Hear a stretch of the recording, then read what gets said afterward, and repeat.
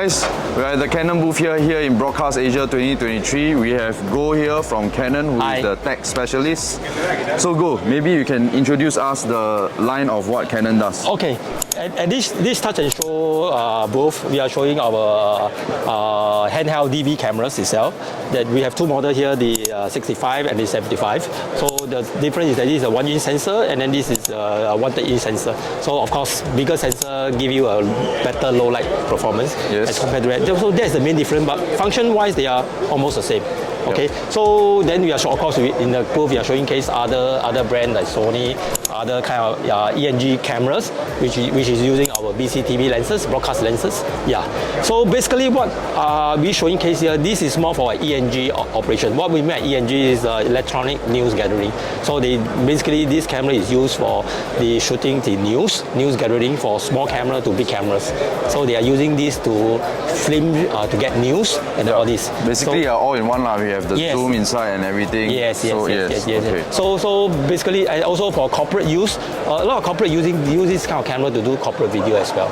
So it's very handy for corporate and easy to use. And also very versatile. Yeah, very versatile. Yep. Yeah. So that's about it from here. And then the other, of course, we are showing case other things like our professional lenses, BCTV lenses and cinema lenses on here. And then also together with our other departments, we are also showing case the PDZ camera, which you can see over there.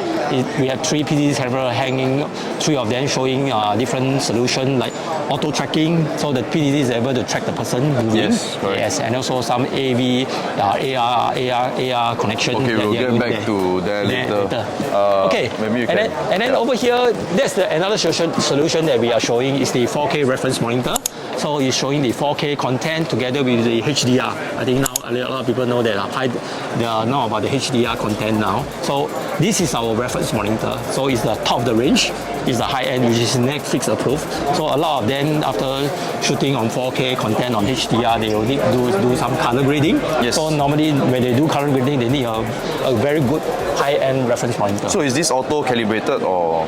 This is already calibrated in the factory. It's already calibrated. So they just need to do the setting that's suitable for what they show, because there's different format, different HDR content. Understand. But our monitor can do all, meaning that what kind of content we are able to show. So usually people use this display for post-production? Yeah, post-production for them to do color grading on their video after they shoot, because a lot of them will need to do grading. Usually on set or?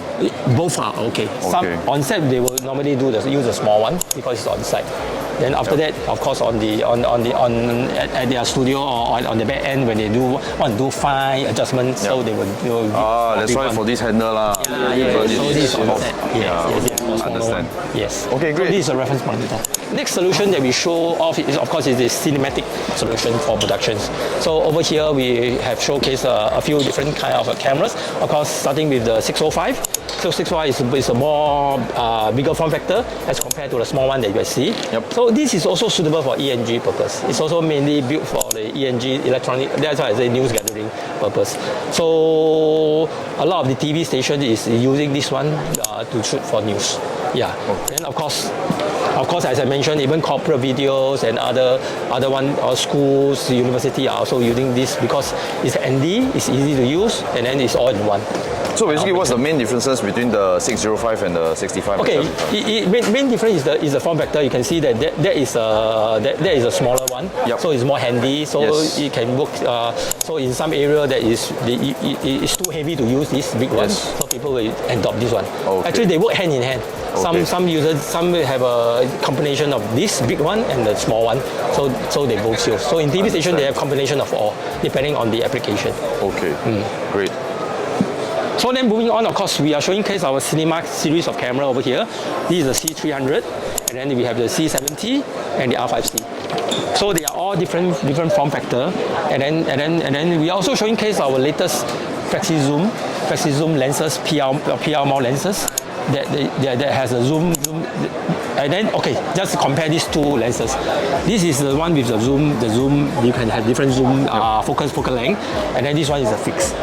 So this purpose is so that people do not need to change lens frequently. Yes. So they can cover a wide range. What kind of mount does this? It's a PR mount. Okay. This is a PR mount, but of course we have two kind of mount, EF and PR, depending on customer cameras. It can interchangeable. Okay. Yes, it can be interchangeable. And then of course over here is the C70. C70, the native mount is an RF mount. So we have an adapter from third party that convert the RF to PR. PR, okay. So this is our latest. Prime lenses. Is the Sumi Prime lenses, and then it's hooked up. It works perfectly with the C70. Let's talk a bit more about our Sumi Prime lenses. Yes. Because our Sumi Prime lenses, the advantage of it gives you a vintage look. Okay. It's a vintage look. So as compared to the competitors in the market, in the market is the Zeiss lens. The Zeiss Prime lens is quite popular. Yes. Yeah, but it's already flooded the market. So what our advantage over the Prime lens is that we give a different look. Because the flare is a bit different. Yeah, the flare color is a bit different. It's a bit vintage look. And nowadays, you know that people like to shoot on to look different. Yes, correct. Yeah. So the markets have already been using the Zeiss lens for very long. Then the look is almost the same. So some people, we want to promote it in this way that if you're using our Sumi Prime lenses, it gives you a different look. So you want to look different, you must buy this. Yes, correct. Then your shoot will be different. Yes. That's the main thing. So same thing over here, we have the R5C camera. This is mainly a hybrid camera. It's mainly for people who like to take good still picture, and at the same time they want to take video as well. Yep. So it's a hybrid camera. This is very popular in wedding. Yeah, I can see that because there is an additional something like a fan here difference between the R5, right? Yes. Yeah. Because the R5 is just to take still picture, so they do not need so it won't overheat easily. But to take video is very easy to overheat. Yep. So we need a fan here. So that's why the difference between the R5 and the R5C is that the R5C have a video capability. So you have the perfect same function as the R5 for still picture with the added video functions, video recording function. And then of course the R5C is capable of doing 8K recording as well. Wow. Yeah. So same thing with the converter from the RF to Prime. So we can use some Prime lenses, so you can see the look is a big difference. Yeah, it's quite inexpensive for 8K camera lah. So now you can use with the new Apple Vision Pro already. Yes. 4K. Yes. 8K. So here is the showcase of the cinema series of cameras. Okay, great. Thank you. So when we move on to here, so here is basically another solution, another application. This is mainly for the broadcasting. Broadcasting solution. More studio lah. More studio, more for TV station and all this. And then you can showcase a multi-cam here. So this is the traditional way of what people do for for studio. Either it is from the Panasonic or it's from the Glass Valley, and then it's using our broadcast lenses. This is the traditional way of doing it. But in this solution, we want to showcase another solution, which is now because people like to have cinema look. Yes. Cinematic look for the multi-cams and all this. And then we have introduced over here, which our cinema camera, the C300, together with our Cine Servo lenses, the Canon Cine Servo lenses. So you are able to operate the same way that people operate on the studio using the studio cameras. So you can have a zoom focus function, everything. And then of course working together with our partner from ProTech. So we have a fiber bag that is connected to the cinema cameras, and then we can convert these cinema cameras into studio cameras with the fiber bag, which is connected to the CCU and the switcher. So with this, then it becomes a multi-cam, and then this kind of setup is now very popular in house of worship. There's a lot of house of worship is moving toward from using the traditional way of broadcasting into a cinematic way. In Singapore, there's a few churches. We do see a lot of churches now carrying a lot of C-series. Because they want the cinematic look. Yes. They want the cinematic look of the cameras. They don't want the traditional look.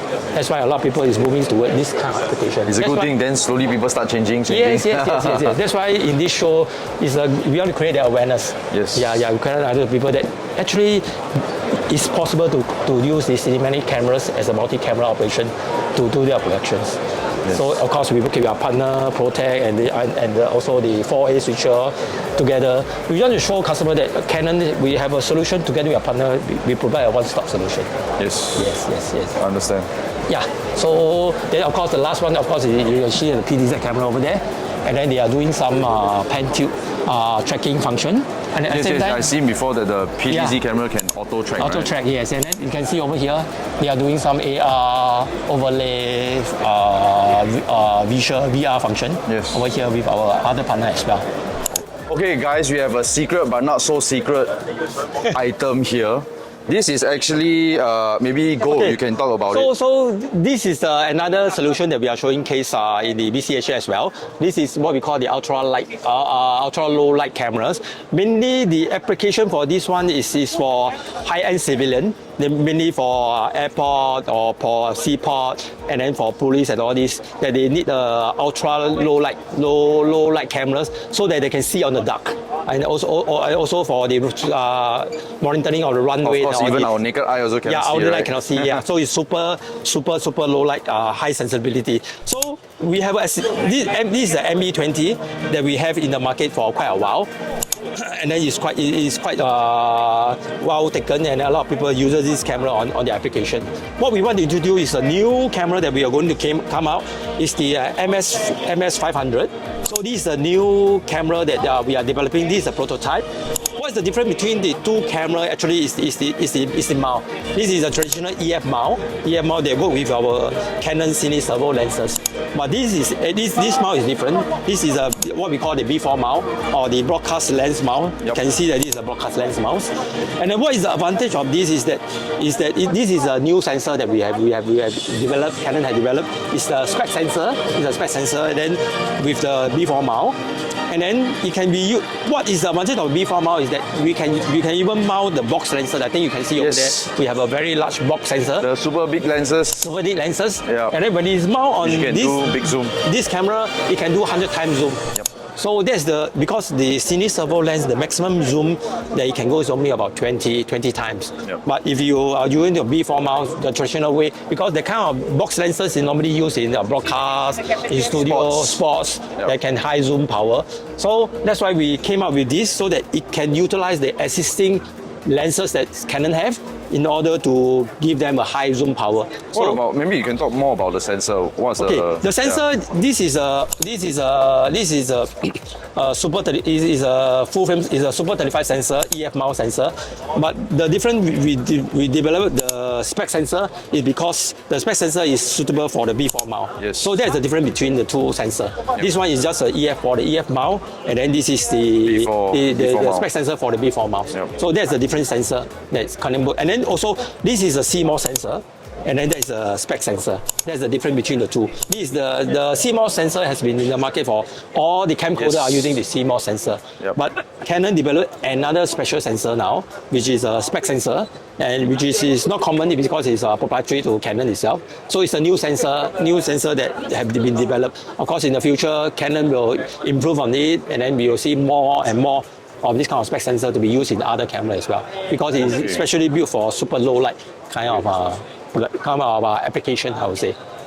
Yeah. So I was in the Navy before. So as you can see here, this is a bit more visible. But when we are in the sea, you totally cannot see anything at all. Yes. So because the only thing you can see is the stars. Yeah. So other camera will not be able to even capture here. So because at least on a very low light condition, we are still able to see something. So we can still capture some image. So for their purpose. Oh, you already tested that? Yeah, already tested. Yes, right. It's already tested. Yes, actually it's very. You can see very noisy, of course, because it's very dark. So when is this camera going to be launched? We have no announcement yet. I think it will release maybe end of the year. Yeah, end of the year. Wow, end of the year. I think it's a few months away. Few months away, lah. Yeah. We will announce to the public on this. Okay. So physically, no one has officially touched this yet, lah. Yes. So this is the first time. Okay. Yes. Okay. Thank you so much for your time. Thank you. Thank you. You're welcome.